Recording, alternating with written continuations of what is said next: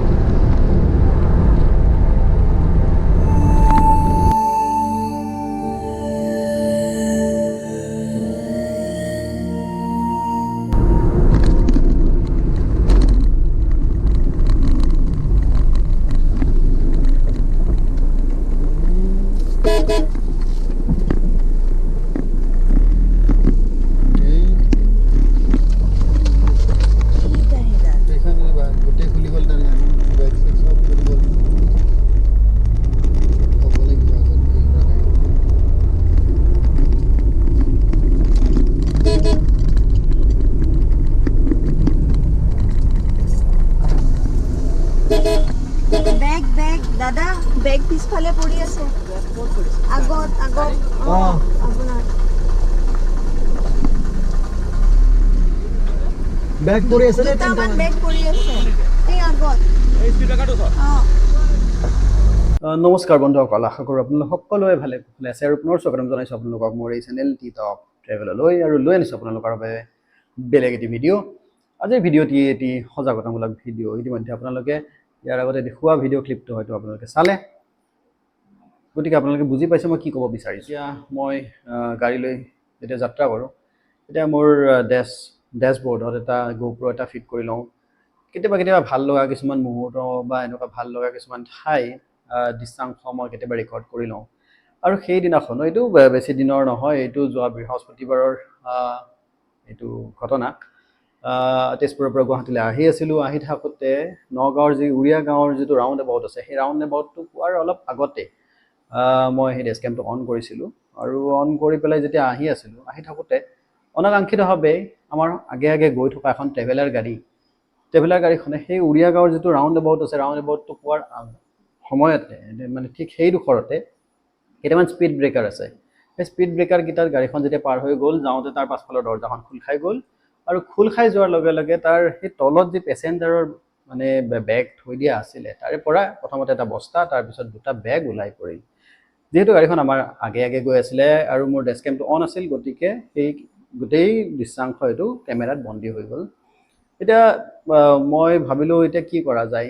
মই হৰ্ণ বজাই যিজন মানে ট্ৰেভেলাৰৰ চালক আছিলে তেখেতৰ দৃষ্টি আকৰ্ষণ কৰিবলৈ চেষ্টা কৰিলোঁ, কিন্তু তেওঁ হয়তো গম নাপালে। আৰু হয়তো এনেকুৱাও হ'ব পাৰে যে সেইটো যিহেতু ৰাউণ্ড এবাউট আছিলে, বেলেগ ফালৰ পৰা গাড়ী আহি থাকে বেলেগ দিশৰ পৰা, সেইকাৰণে সেই ৰাউণ্ড এবাউটটো সেইডোখৰ কমপ্লিট কৰি পেলাই গুৱাহাটী অভিমুখে য'ত গাড়ীবিলাক ৰখে তাত তেখেতে ৰৈ পেলাই মানে হয়তো চিন্তা কৰিলে যে ৰখোৱাৰ কথাটো। তো আমি তালৈকে যেতিয়া গ'লোঁ, যাওঁতে দেখা পালোঁ যে পৰিচালকজন নামি পেলাই পাছফালৰ দৰ্জাখন ইতিমধ্যে জপাইছে। কিন্তু তেখেতৰ যি মানে বডি লেংগুৱেজৰ পৰা এনেকুৱা লগা নাছিলে যে তেওঁ যেন এইটো অনুমান কৰিছে যে বেগ ওলাই পৰিছে। আমি ৰৈ পেলাই তেখেতক ক'লোঁ যে আপোনালোকৰ বেগ ওলাই পৰিছে পাছফালে 3টামান। তেতিয়া তেওঁ ক'লে হয় নেকি, ক'ত পৰিছে? ক'লোঁ যে অলপমান পাছতে। তাৰপিছত চালকজনে সুধিলে কি হৈছে? তেতিয়া আমি চালকজনকো ক'লোঁ যে আপোনালোকৰ বেগ ওলাই পৰিছে গাড়ীৰ পৰা। সেই বুলি কৈ পেলাই আমি ইতিমধ্যে আগবাঢ়িলোঁ। এতিয়া কথাটো হ'ল যে এনেকৈ এখন ট্ৰেভেলাৰ গাড়ী যেতিয়া চলি থাকে আৰু তাত পেছেঞ্জাৰসকলৰ মানে যিবিলাক বয় বস্তু থাকে সেইবোৰ থ'বলৈ সাধাৰণতে ঠাই নাথাকে ট্ৰেভেলাৰত, আৰু সেইবিলাক সেই পাছফালৰ দৰ্জাৰ তলত সেইডোখৰতে থোৱা থাকে। এতিয়া যদি এনেকুৱা দৰ্জাবিলাক যদি মেইনটেনেঞ্চৰ অভাৱত যদি কেতিয়াবা লক চক বেয়া হৈ থাকে, তেতিয়াহ'লে এই ট্ৰেভেলাৰৰ যি মালিক আছে বা পৰিচালক আছে, তেওঁলোকলৈ এটা অনুৰোধ মোৰ যে অন্ততঃ এইবিলাক ঠিক ঠাক কৰি লওক। মানে আজি বেগকেইটা ওলাই পৰিছিলে, আমি পাছফালে দেখা পালোঁ, জনাই দিলোঁ। কেতিয়াবা হয়তো এনেকুৱা হ'ব পাৰে গাড়ী ফুল স্পীডত গৈ আছে কিন্তু পাছফালে পৰি ৰৈ গ'ল, কিন্তু ইমান ক'ত পৰিল কেতিয়া পৰিল একো গমেই নাপাব তেওঁলোকে। আৰু কেতিয়াবা এনেকুৱাও হ'ব পাৰে যে সেই পেছেঞ্জাৰজনৰ হয়তো বহু মূল্যৱান বা বহু প্ৰয়োজনীয় মানে নথি পত্ৰ কিবা সেনেকুৱা বেগত থাকিবও পাৰে, যিবিলাক হয়তো পৰি যোৱাৰ পিছত হয়তো এটা অনাহুত এক পৰিস্থিতিৰ সন্মুখীন হয়তো হ'ব পাৰে। গতিকে অলপমান সাৱধান হওক, হৈ পেলাই মাজে মাজে এই দৰজাৰ লক চকবিলাক এইবিলাক চাওক, আৰু যদি বেয়া হৈ আছে তেতিয়াহ'লে অৱহেলা নকৰি পেলাই মানে হ'ব আৰু চলি যাব, এনেকৈ ৰছীৰে বান্ধি পেলাই চলি থাকিম সেনেকুৱা ধৰণে নাভাবি পেলাই প্ৰপাৰলি তাক মানে চিকিউৰ কৰাটো প্ৰয়োজনীয় বুলি মই ভাবোঁ। কাৰণ কেতিয়া কাৰ মানে এনেকুৱা প্ৰয়োজনীয় বা মূল্যৱান সামগ্ৰী ৰাস্তাত পৰি ৰৈ যায় হয়তো কোনেও গম নাপাব। গতিকে আজিৰ ভিডিঅ'টিৰ এইখিনিয়ে আছিলে, মানে বিশেষকৈ সজাগ কৰাৰ উদ্দেশ্যে এই ভিডিঅ'টি মই আগবঢ়ালোঁ।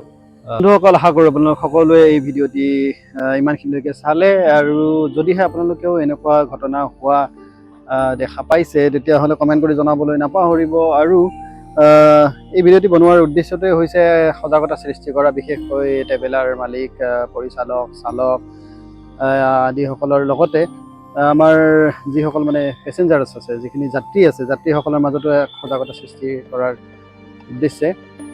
গতিকে আপোনালোকে যদি ভাবে যে এই ভিডিঅ'টি শ্বেয়াৰ কৰিব লাগে বুলি, তেতিয়াহ'লে ভিডিঅ'টি শ্বেয়াৰ কৰিব পাৰিব। শ্বেয়াৰ কৰিবলৈ মানে ইতস্তত বোধ কৰাৰ কোনো প্ৰয়োজন নাই। আমি যিমানখিনি পাৰোঁ সজাগ হ'ব লাগে, আমি নিজেও সজাগ হ'ব লাগে, সকলোকে সজাগ কৰিব লাগে। যদিও দেখাত সৰু ঘটনা এটা, কিন্তু তাৰ পৰা যদি কিছুমান এনেকুৱা ধৰণৰ নথি পত্ৰ, কাৰোবাৰ হয়তো গোটেই জীৱনজোৰা যি মানে বা শিক্ষাগত অৰ্হতাৰ যি চাৰ্টিফিকেটছবিলাক থাকে সেইবিলাকো থাকিব পাৰে। কেতিয়াবা কোনোবা বেগত, কোনোবা হয়তো ইণ্টাৰভিউ দি পেলাই উভতি যোৱা পথতো এনেকুৱা হ'ব পাৰে, বা ইণ্টাৰভিউ দিবলৈ আহি থাকোঁতেও এনেকুৱা ঘটনা হ'ব পাৰে। ভাবি চাওকচোন, গতিকে এনেকুৱা ধৰণৰ যদি চাৰ্টিফিকেটছখিনি গোটেইখিনি বাটতে ক'ৰবাত পৰি ৰৈ যায়, তাৰপিছত কি হ'ব পাৰে পৰিস্থিতিটো। গতিকে আহক আমি সকলোৱে মিলি পেলাই সজাগতা সৃষ্টি কৰোঁ এই ক্ষেত্ৰত। সেইদিনাখন মই মোৰ গাড়ীৰ সন্মুখত এইটো দেখা পোৱাৰ কাৰণেহে মই এই ভিডিঅ'টো আপোনালোকৰ মাজলৈ লৈ আনিব পাৰিলোঁ। গতিকে ভিডিঅ'টি ইয়ালৈকে চোৱাৰ কাৰণে আকৌ এবাৰ সকলোকে ধন্যবাদ।